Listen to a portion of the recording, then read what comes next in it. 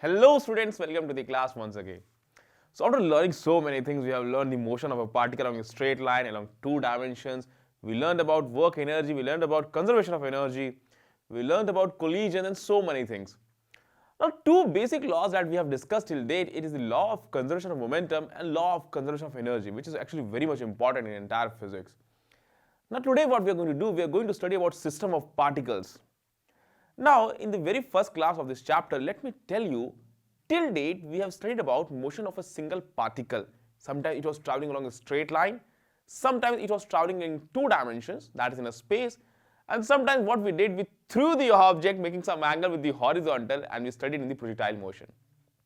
Now, every time I use that we are using a point mass, we are using a single particle. Now, what if the object is extended?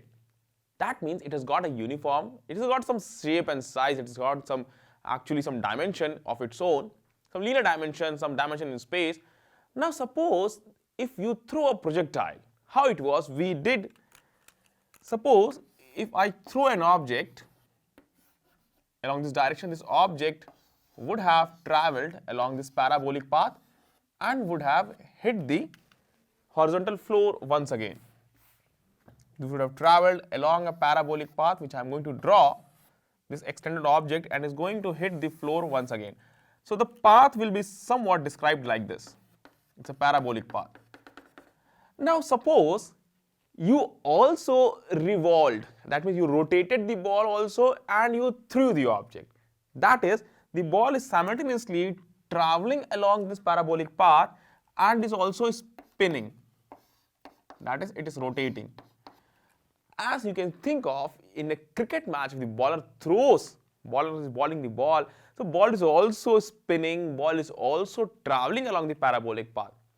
Now you can think of ball has got its own shape and size, so we cannot neglect its size. So to study the motion of such an object, such an extended object, we are using the concept of center of mass. So need not to worry about the shape and size of the particle if we know that where its mass is acting.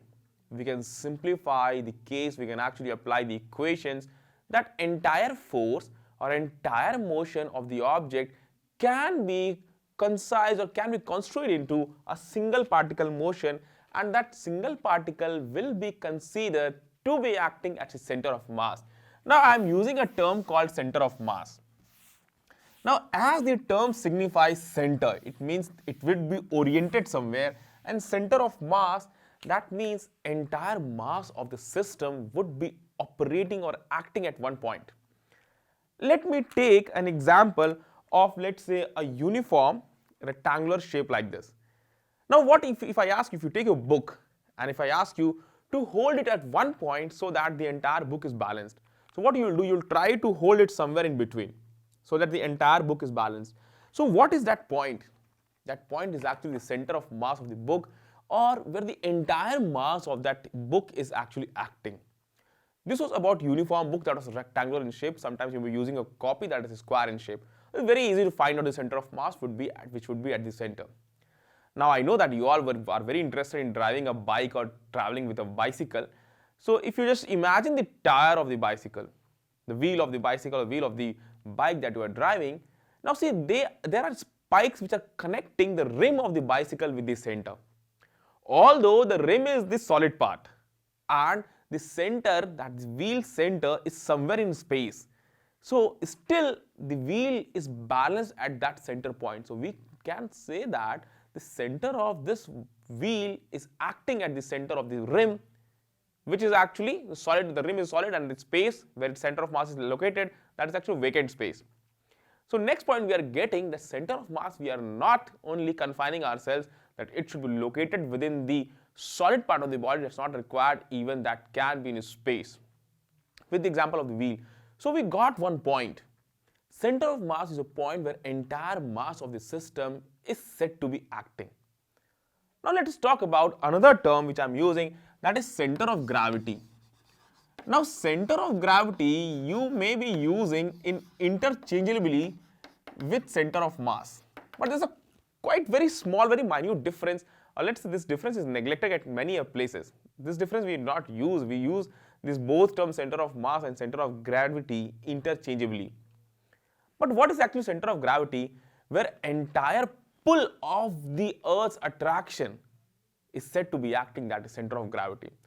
And let me tell you, locally, this both center of mass and center of gravity will seem to be coinciding. So hence we do not actually differentiate both the center of mass and center of gravity, because they will be at the same point.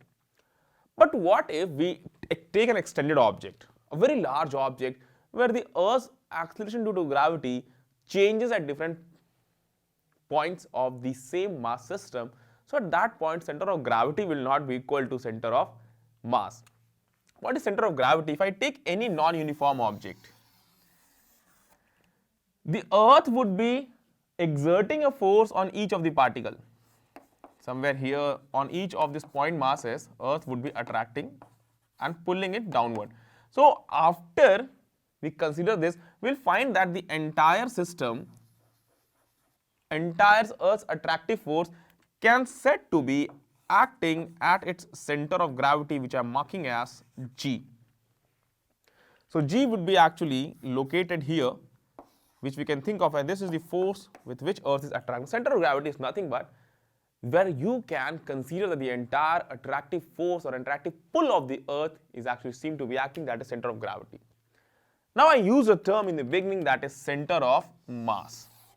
Now center of mass, with certain illustrations, we reached on to this point that this is somewhere where entire mass of the system is said to be acting. Let me draw again a non-uniform object. Let's say this is a non-uniform object. So there will be several particles which would actually make up this non-uniform object. This is actually irregular shaped.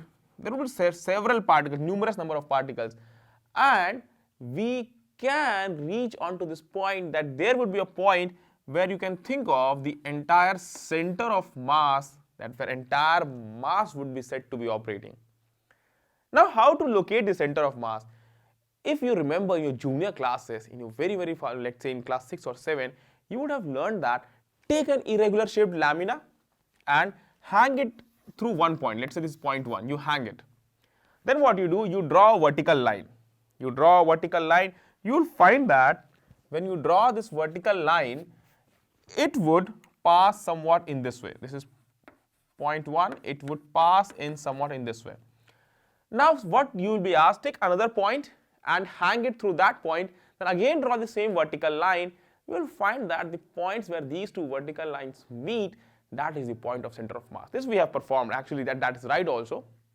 This was limited for an object in 2 dimension.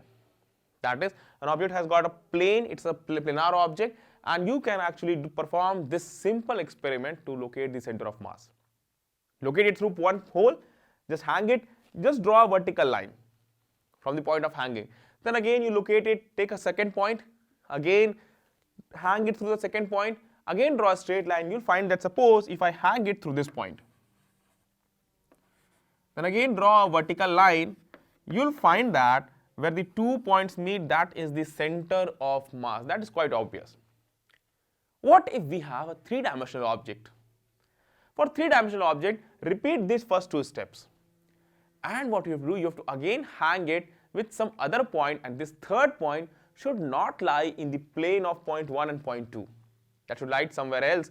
And when you hang it through this third point, again draw the line, you'll find that where these 3 lines actually coincide, that will be the center of mass of the object. So we got how to calculate center of mass of object. Is actually a theoretical kind of thing. Now let's come to something valuable, something discrete, something related to the chapter. Now generally we'll be starting the concept of point mass. If I take point mass, and remember I have told you several times, when I use the term point mass, it means I'm talking about a small particle whose size is negligible, or it's a mass without volume. You can think of in this way. So when we start with a point mass system, a point mass system, this is a point mass which I'll mark its mass as m. So its center of mass will be considered to be at this point only. Entire mass of this particle is acting at this point only. It's very simple.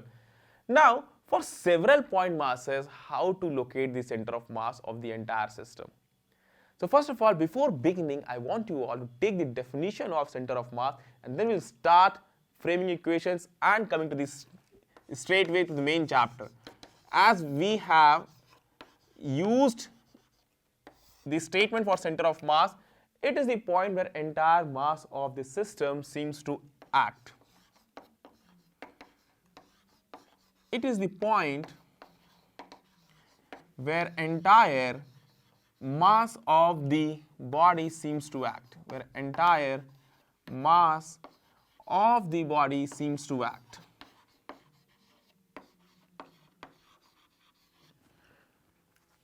Of the body seems to act. Now, one thing you may write on your own, that this point is not necessary to be within the object, it can be even out of the physical space of the object. So we may note one more point. Note center of mass, which I am writing as COM, center of mass. First point, this can be within an object and it can be even out of the physical dimension of the object, and it can be out of the physical dimension of the object. And as I told you the example of wheel, where the center of mass was there at the center where no mass was actually present. So if that was the case, the center of mass was actually located in some vacant space where no mass was actually present. These are the two examples. So I told you about the center of mass of one particle. Now what if we have several number of particles? Let's start with a simple case of two particle system. So center of mass of two particle system. When we use the term two particle, that means I'm talking about 2 point masses. Two particle system. What to do? The case is very much simple. Need not to worry. It's very simple. Suppose we have one particle of mass m1 and we have another particle of mass m2. Both have a fixed separation. Let's call that separation as r. Let's separate them with a distance r, that is the separation between the two. Now what we have to do, we should first of all take an origin. You can take origin at any point of your wish, you can take origin at any point at your convenience, and then again we will see that what is the distance of each of the particle from that point, from that origin. Now I will tell you the method how to evaluate the center of mass. Now we have taken, let's say for simplicity, I am going to take the origin at the first particle. So if we take the origin, draw the axis, connect this line. Let's say this is the origin, this is first particle of mass m1. Now what you have to do, you have to locate the coordinates of center of mass, and before that give the coordinate of each of the point masses. So as we give the coordinate, this will be 0, 0. This will be somewhat, let's say r, 0. Now the x coordinate of the center of mass, or the coordinates, see that directly we will writing coordinate of center of mass. So I'm writing RCM, that is nothing but actually m1 into r1 plus m2 into r2 divided by total mass, that is m1 plus m2. We are starting with simple two particle system. We will extend this concept to n particle system. So we got this. Now this particle is located along the x axis. If we want to write the x coordinate of center of mass, so I am writing x coordinate of center of mass, this will be equal to m1 and the x1. r1 is actually this distance of m1 from origin. So r1 will be 0, mark it as 0, plus m2. Its distance from origin, that will be r here. So let us mark this as r. Now divide it by total mass, that is m1 plus m2. So what we are getting m2r divided by m1 plus m2. We get this m2r divided by m1 plus m2. So we got this. Now this distance is actually distance of center of mass from the origin along this line, along this x-axis. That is, if we take this distance as x, so this coordinate is actually, let me mark this as point of center of mass, let me mark this as C. So C is actually the point of center of mass and its distance is m2r upon m1 plus m2 from the first particle of mass m1. So simple to evaluate. Now we'll start with the general way how to calculate the center of mass of n particle system in space, and then we'll practice problems to find out the location of center of mass. And we are starting with discrete particle system, point masses placed in space. Suppose you have more than 2 masses in space, and let's say you have n number of particles. So for n particle system, this is also quite easy and we can solve it very easily. For n particle system,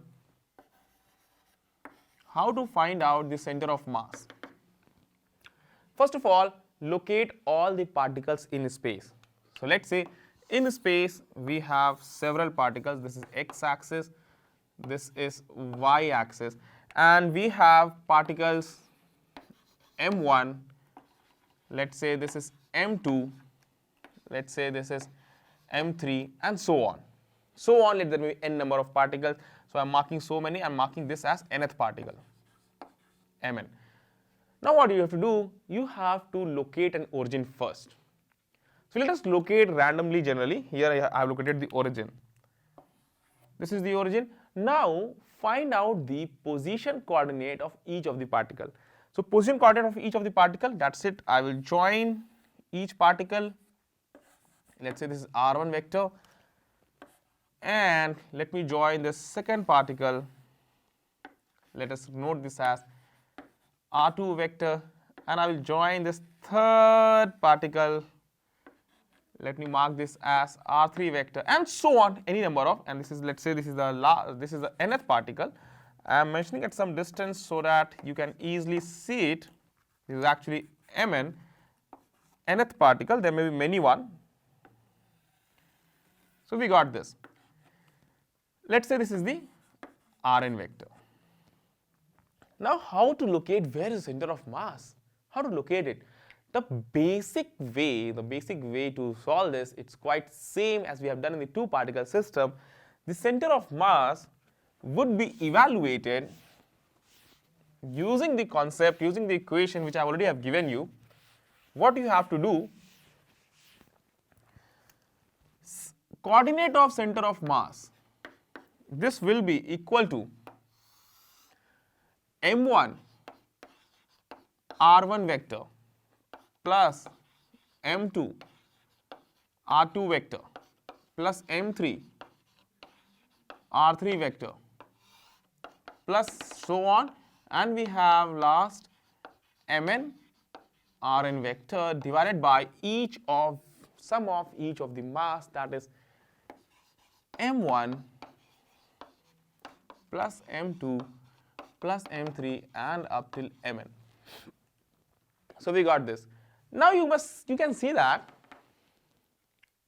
each r1, r2, r3, rn, we can resolve it along 2 axes, x-axis, y-axis. So to simplify the problem, what we can do, actually if you solve vectorially, it will be quite difficult, quite complicated. What I'm going to do, I'm going to simplify it. You can actually resolve the value of this r along 2 axes, x-axis and y-axis, and you can easily solve it. You will be having, what we are going to do, we are going to separately find out the value of center of mass coordinates along x-axis and along y-axis separately. So along x-axis coordinate of the center of mass will be simply m1 x1. If I write x1, that means I am writing the position coordinate along the x-axis of the first mass. That is, if this is x1 comma y1, so I am going to mark this as x1 comma y1. Similarly, m2 x2 comma y2, m3 as x3 comma y3, mn xn comma ynth. So let us complete this.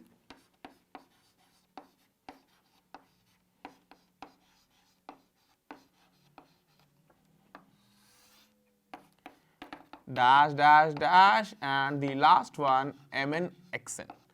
Again the denominator will be the same, and that should be equal to sum of the point masses, and that will come out to be, just take sum of each of the point masses. We got this. Now the next part, let's find out the y coordinate of the center of mass, because we can resolve each of the coordinates, position coordinates, along two axes, x axis and y axis. So let's evaluate for y axis. So y coordinate of center of mass will be just m1 y1, m2 y2, third one, and last but not the least, that's also required, mn yn divided by sum of point masses. We done the y coordinate. And if we have the z, if we have the three-dimensional location of each of the point masses, so we will be having even z coordinate also. We will also talking about that also. So can we write in simple words? Can we write in simple words how to write in one equation the position coordinate of n particle system?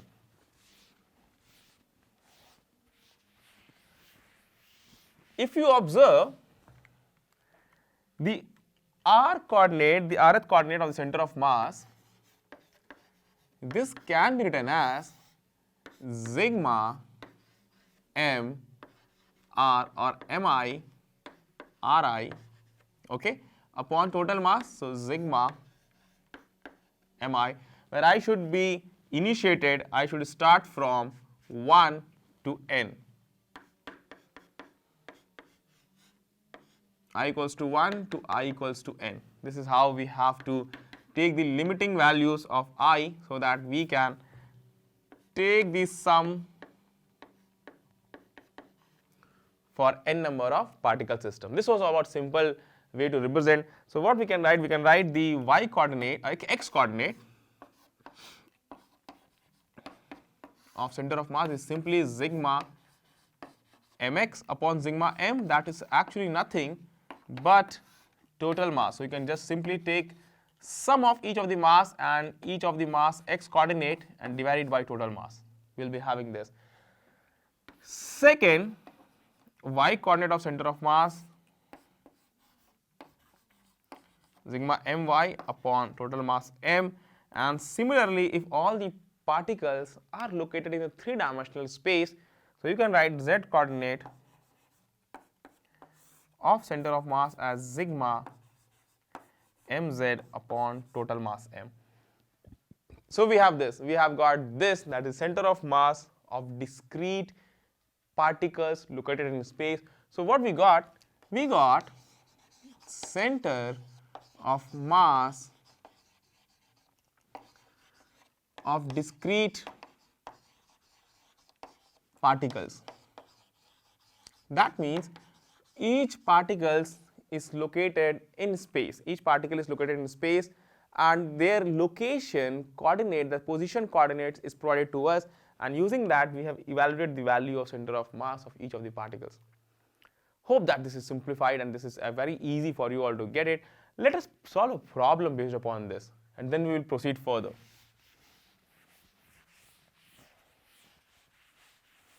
Let's solve a problem.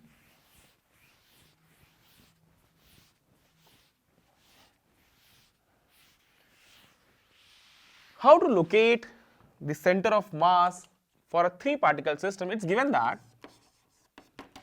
we have three particles are located on the vertex, on the vertices of equilateral triangle of edge length, let's say 10 centimeter. So we have three particles of masses, let's say 1 kg, 2 kg and 3 kg located on the vertices of an equilateral triangle, located on the vertices of an equilateral triangle.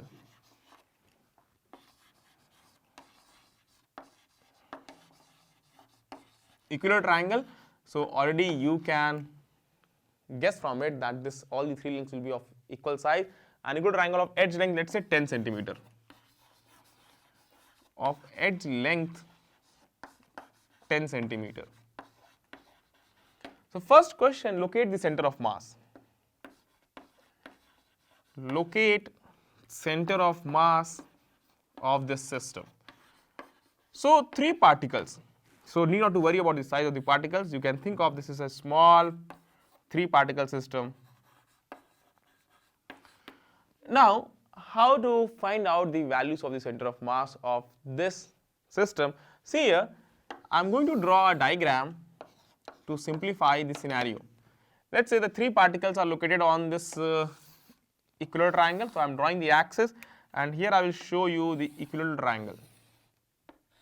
Imagine that this is equilateral triangle. Let's say this is the origin. Here the first mass is kept, its mass is 1 kg. So I am marking here M1 whose mass is 1 kg. Let me put here M2 whose mass is given as 2 kg, and we have here M3 whose mass is 3 kg. This is what we have been provided with. X-axis, Y-axis. First thing, whenever a discrete particle system is provided to us, first thing what you do, you locate the position coordinates, that is with respect to the origin. This will be 0, 0. Now this is 10 centimeter. Each length is given as 10 centimeter. So let's locate the edge length. 10 centimeter, 10 centimeter and 10 centimeter. So we got the edge length. Now we have to locate the coordinates of the second particle. Now where will be the coordinates? Draw this. Just half of this will be the x coordinate of second mass. So I'm going to write this will be 5, and this angle will be 30 degree.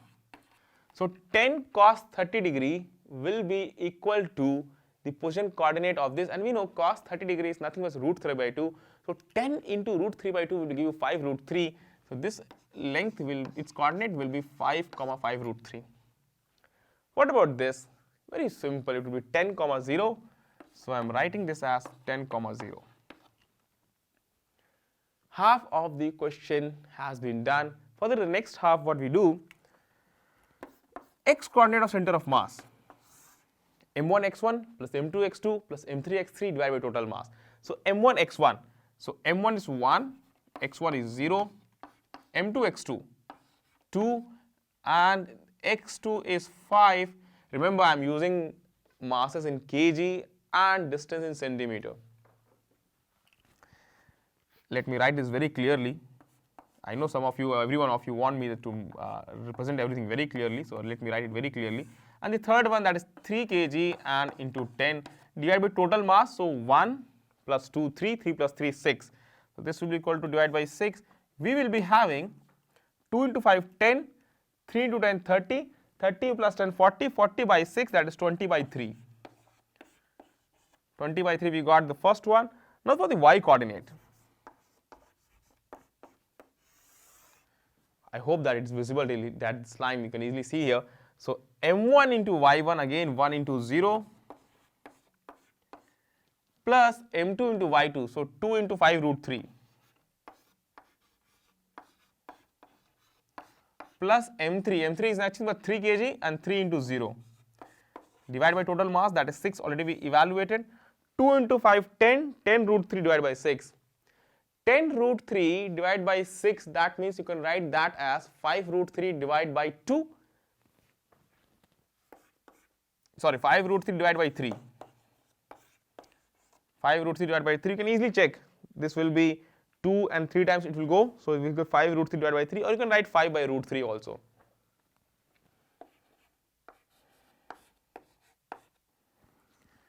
We can simply notate this 5 divided by root 3, and both will be in centimeter because kg and kg will be cancelled out, both will be in centimeter.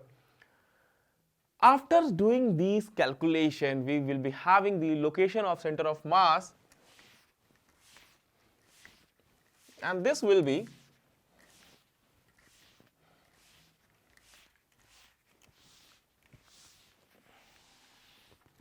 the coordinates of center of mass.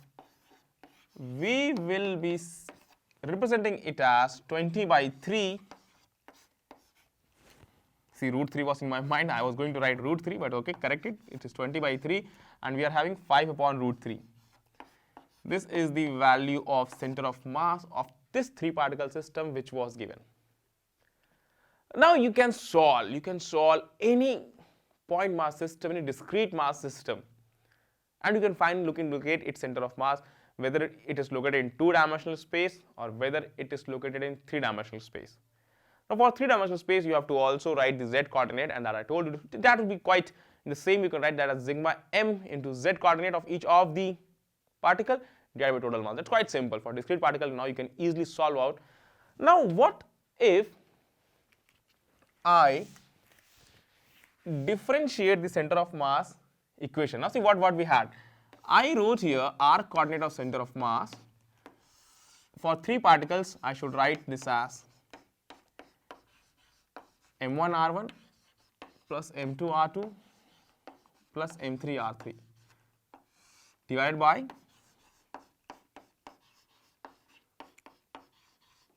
m1 plus m2 plus m3. Now, if we differentiate both ends with respect to time, see what we are going to have. So differentiating with respect to time,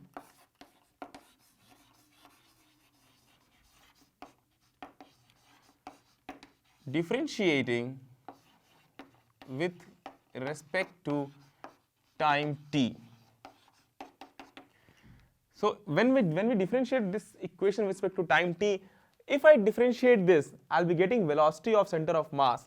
So velocity of center of mass, this will be, and you can even notate every part in vector form. So what I'm going to do, I'm also notating this in vector form so that you may have the crystal clear idea about what we are talking about.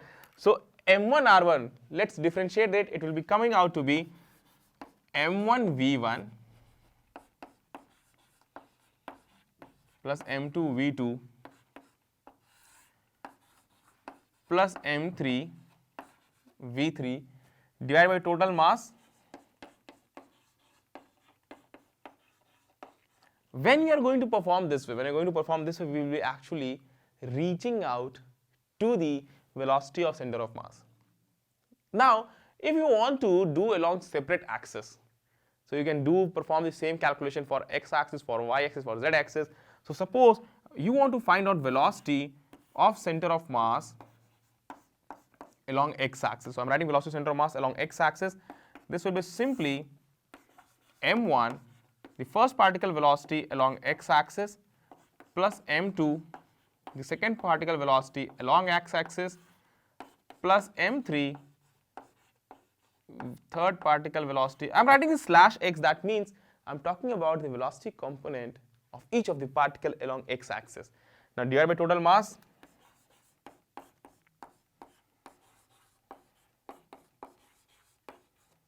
m1 plus m2 plus m3, we got this. So we got the velocity of center of mass along x-axis. Similarly, you can go ahead and write the velocity of center of mass along y-axis. That will be m1 into v1 along y slash y plus m2 into v2 slash y plus m3 into v3 slash y divided by total mass. In short, how we can notate this, or how can we denote this?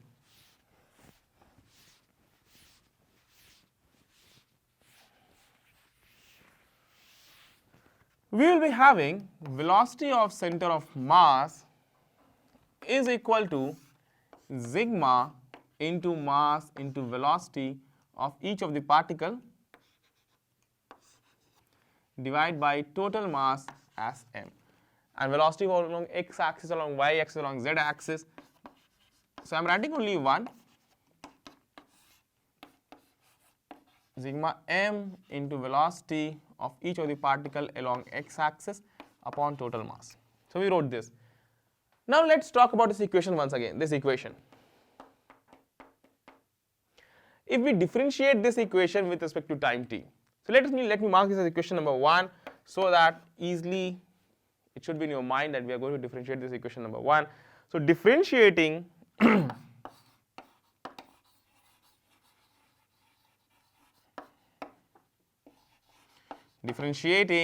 equation 1 with respect to time t, again the same thing.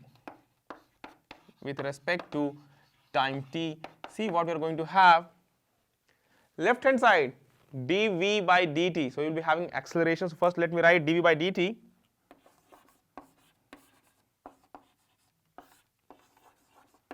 This will give me, right hand side, each term you differentiate, you will get m1, dv1 by dt, you will get acceleration plus m2, a2 plus m3, a3 divided by total mass.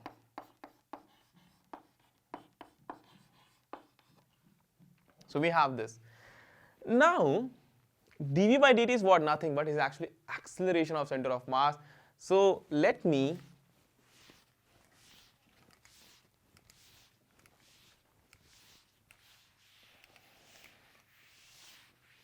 denote here and see how many things we can reach on with this equation. A very generalized result also will be obtaining. So we will be having acceleration of center of mass is equal to m1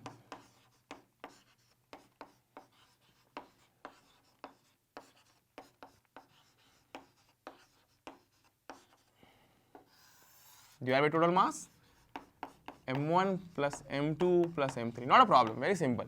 So in short, we can write this as acceleration of center of mass is nothing but sigma m into acceleration of one particle divided by total mass. If I take this total mass this side, see what we will be having, m into acceleration of center of mass is equal to sigma ma. Now what is this? Mass into acceleration, that is the force, and this is actually the external force acting on this system. So we will be writing F external is equal to sigma Fi, that is, if I write this acceleration Ai everywhere and this as Mi, so we will be having sigma Fi. What does that mean? That means that F external is equal to F1 plus F2 plus F3 and so on the nth particle Fn. This signifies that on this step we have learned about to find out the center of mass of n discrete system, center of mass of the velocity if every mass is moving with different velocities, and we also got a center of mass of acceleration of the system if every object is moving with different acceleration. Now this equation is actually giving us a relation. What if individually F1, F2, F3 and such that Fn force is acting on first particle, second particle, third particle and the nth particle? Then this you can consider, you actually evaluate, take the vector sum of all the forces, and that force will be equal to the net external force acting on the center of mass. So you can actually add up the forces and find out the acceleration of center of mass. With this equation, we'll be using this equation in numericals also, and that will help us in finding out the acceleration of center of mass with a single equation. And we have solved all this for n discrete mass system. So this was for today's class. I will request you all to practice question on discrete particle system. In the next class, we'll be taking up continuous body system, because we are not limiting ourselves only to discrete particles. There may be continuous objects. Let's say imagine a spherical ball. Imagine a sphere. Imagine that's a quite continuous body. So we'll be talking about continuous mass system in the next class. Till the time, do practice problems. This is me, Abhinav, saying thank you to you all. Thank you for joining me, and do practice well. And wish you all the very best. Thank you, everyone.